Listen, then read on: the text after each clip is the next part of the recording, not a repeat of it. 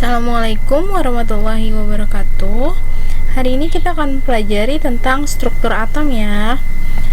Nah, sebelumnya minggu lalu kita sudah belajar tentang teori perkembangan atom. Jadi atom itu awalnya gimana sih? Itu udah kan kalian sudah merangkumnya. Nah, ini akan saya ulas sedikit. Setelah itu kita akan bahas struktur atom.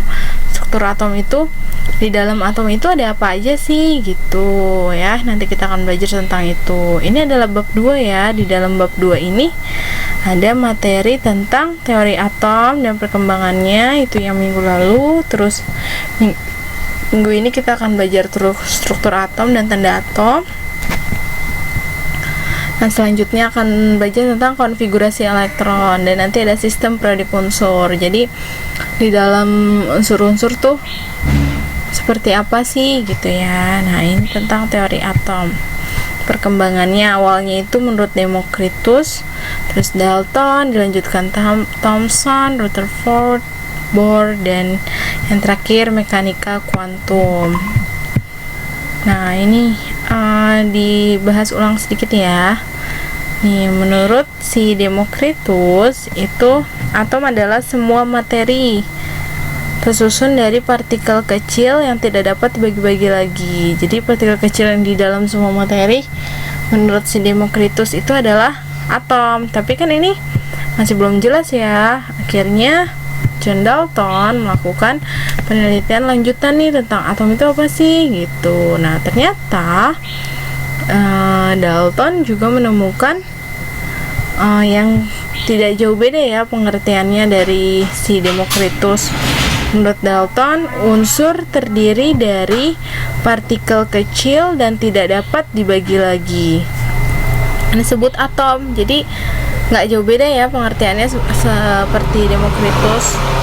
Nah, tapi Dalton punya penemuan baru. Menurut dia, atom tidak dapat diciptakan dan dimusnahkan. Nah, terus atom-atom dari suatu unsur adalah identik. Jadi kayak unsur kan banyak ya. Ada oksigen. Nah, unsur oksigen itu atomnya mengandung sesuatu yang identik, beda dengan unsur karbon gitu. Itu tambahan menurut si Dalton. Nah, terus ada juga senyawa terbentuk dari penggabungan atom dari dua jenis unsur atau lebih dengan perbandingan tertentu. Jadi Dalton menambahkan kalau senyawa itu terbentuk dari dua jenis unsur atau lebih. Nah, terus teori atom Dalton ini dikenal dengan teori atom bola pejal. Nah, selanjutnya adalah Thomson. Nah, kalau menurut Thomson, dia kan melakukan percobaan ya dengan sinar katoda. Ternyata ditemukan partikel bermuatan negatif. Jadi pas Democritus sama Dalton, dia tidak menemukan apa-apa nih di dalam atom. Pokoknya dia bilang atom itu seperti itu ya. Kalau Democritus cuma bilang atom tidak dapat bagi-bagi lagi, atom adalah sesuatu yang tidak dapat bagi-bagi lagi. Terus Dalton menambahkan atom tuh dalam tiap unsur bisa berbeda, terus tidak bisa dimusnahkan kan. Thomson menambahkan ternyata melalui percobaan sinar katoda ternyata ditemukan partikel bermuatan negatif. Nah, partikel bermuatan negatif ini disebut elektron. Ternyata ada di dalam atom menurut si Thomson. Sehingga teori atom tentang Thomson disebut seperti ini atau dinamakan seperti roti kismis. Atom merupakan bola kecil yang bermuatan positif. Jadi atomnya yang bulat, terus di dalam atom tersebar elektron seperti roti kismis. Ini ceritanya gitu. Terus atom tidak bermuatan. Kenapa tidak bermuatan? Karena si bola pejalnya positif, terus ada negatifnya di sekelilingnya sehingga menjadi netral atau tidak bermuatan. Itu menurut Thomson. Lanjutkan lagi dengan Rutherford. Nah, kalau Rutherford itu dia mencobanya bukan dengan sinar katoda tapi dengan sinar alfa di lempeng emas. Nah, hasilnya seperti ini. Kalau Rutherford hasilnya dinamakan lintasan ya, lintasan tata surya seperti ini. Jadi menurut dia atom tersusun dari inti atom. Ternyata dia udah kebentuk lagi nih, atom tuh ternyata isinya bukan cuma muatan negatif elektron, tapi ternyata ada proton dan neutronnya gitu. Inti atom bermuatan positif dan elektron bermuatan negatif. Ini sama ya, elektron bermuatan negatif yang mengelilingi inti. Nah, terus sebagian besar volume atom merupakan ruang kosong ini, karena dia mengibaratkan seperti ini kan, seperti lintasan tata surya. Ini di sini banyak ruang kosong. Nah, ini dilambangkan elektron nih. Elektronnya mengelilingi si inti atom. Inti atomnya di tengah sini.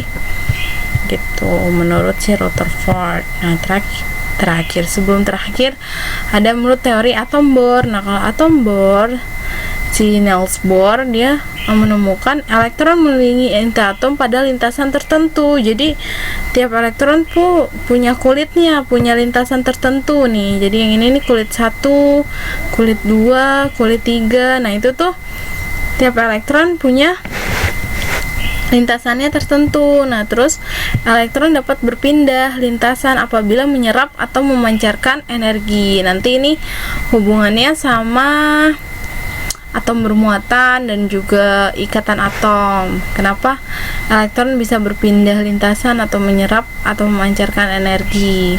Nah, ini kelihatan nih kalau kulit pertama, kulit yang ini setelah inti atom, ini tengah-tengah inti atom. Ditulisnya kenapa N-nya sama dengan 1, kulit pertama, K-nya itu 2 elektron. K ini tuh kulit pertama disebut K, kulit K. Maksimal cuma 2 elektron.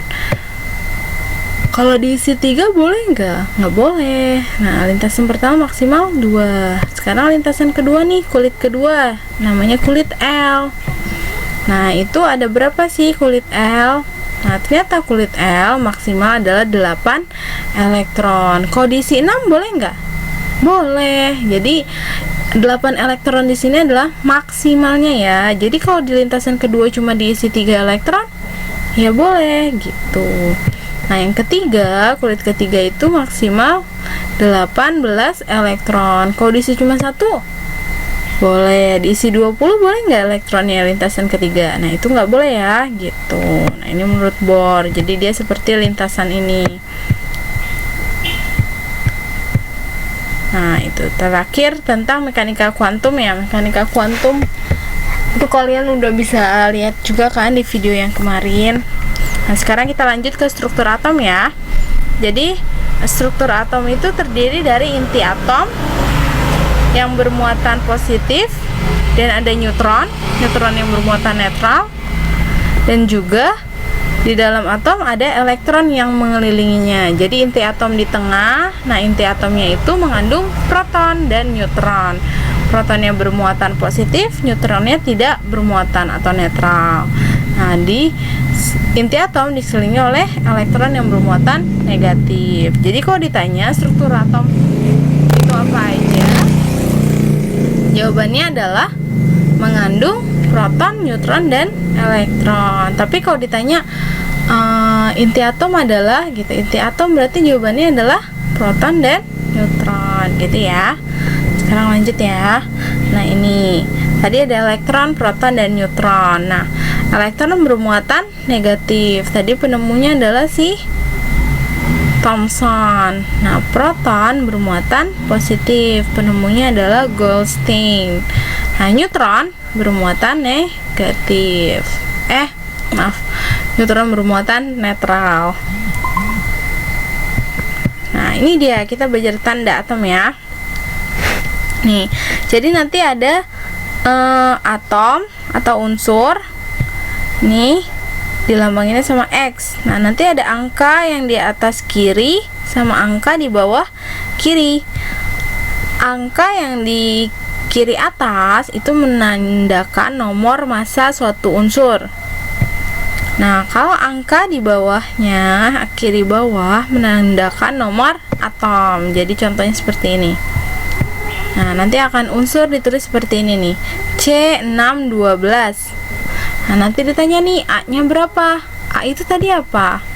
A itu nomor massa dari unsur. Berarti nomor massa dari unsur C itu berapa ya? Tadi A itu yang letaknya di atas. Berarti nomor massa atom C adalah 12.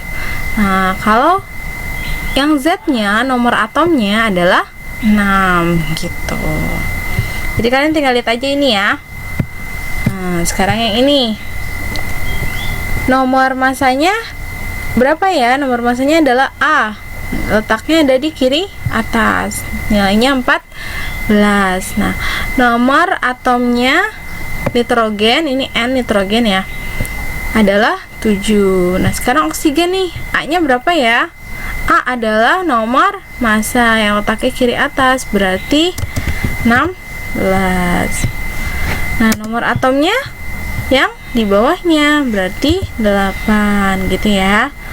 Sekarang ini S, sulfur.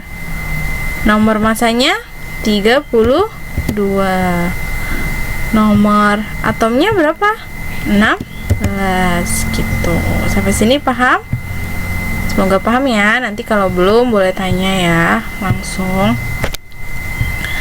Nah, ini dia. Jadi ada yang namanya nomor atom tadi Z ya. Nah, nomor atom itu pada atom yang tidak bermuatan atau netral, dia nanti si nomor atomnya akan sama dengan jumlah muatan positif dengan jumlah muatan negatif. Jadi artinya nomor atomnya akan sama dengan jumlah proton dan jumlah elektron. Nah, muatan positif itu tadi apa di dalam struktur atom? Proton kan, muatan negatifnya adalah si elektron. Jadi saat atomnya tidak bermuatan atau netral, nomor atom si Z akan sama dengan jumlah proton dan jumlah elektron. Jadi nanti Z sama dengan P sama dengan E gitu. Lagi nomor massa. Nyata nomor massa itu adalah penjumlahan dari proton dengan neutron. Nah, tadi nih ya, jumlah proton sama dengan jumlah elektron jika atom tidak bermuatan. Kenapa nomor massa itu ternyata penjumlahan antara jumlah proton dan jumlah neutron? Karena aslinya nomor massa itu massa atom kan, berarti dalam atom tuh ada apa sih? Proton, neutron, dan elektron. Oh, berarti harusnya massa 3 itu dijumlahkan. Massa proton, massa elektron, massa neutron dijumlah. Tapi setelah diteliti ternyata massa elektron itu sangat kecil dibandingkan dengan massa proton dan massa neutron, sehingga massa elektron dapat diabaikan. Jadi yang diikut masuk hitungan hanya jumlah proton plus jumlah neutron. Jadi jumlah menjadi nomor massa gitu ya. Nah, ini ada contoh soalnya ya. Nih, tentukan nilai A, Z, P, E, dan N. A itu nomor massa, tadi letaknya di kiri atas. Z itu nomor atom, letaknya di kiri bawah. P itu lambang untuk jumlah proton, E itu lambang untuk jumlah elektron, dan N adalah lambang untuk jumlah neutron. Oh iya, di sini belum dikasih tahu ya neutron itu apa. Nah, neutron itu selisih antara nomor massa dengan nomor atom. Di sini akan menambahkan deh ya.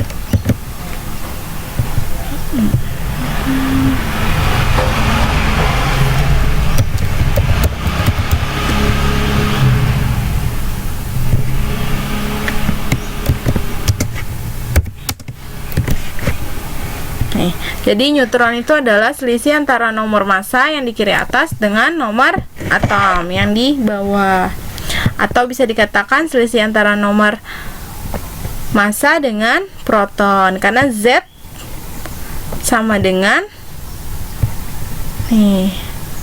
karena Z sama dengan P dan sama dengan E gitu ya. Jadi fleksibel ya. Nah, misalkan contohnya ini nih, S 3216. Nah, A-nya berapa? A-nya adalah 32, Z-nya 16 kiri bawah. Tadi Z sama dengan P sama dengan E. Kalau tidak bermuatan, di sini tidak apa-apa, Pak. Tidak ada apa-apa ya. Berarti ini unsurnya tidak bermuatan. Nah, berarti elektronnya juga 16. Neutron itu selisih antara A dengan Z. A kurang Z, 32 kurang 16, hasilnya adalah 16. Kita lanjut di video selanjutnya ya.